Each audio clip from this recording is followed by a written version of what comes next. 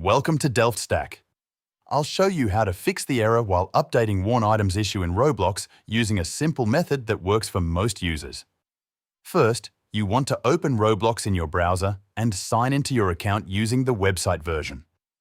Do not use the Roblox app for this method because the issue usually happens when the app fails to update your avatar correctly. After signing in on the Roblox website, refresh the page one time. This helps reload your account data and can remove temporary loading problems. Next, click on Avatar from the menu.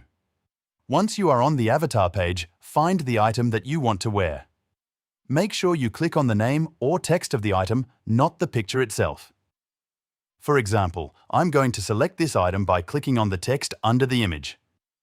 Once the item page opens, look at the top right corner and click on the three dots menu. From there, choose the option to add or wear the item on your profile. If the error still appears, click on the Try On option instead. This usually refreshes the avatar settings and fixes the problem immediately. Thanks for watching.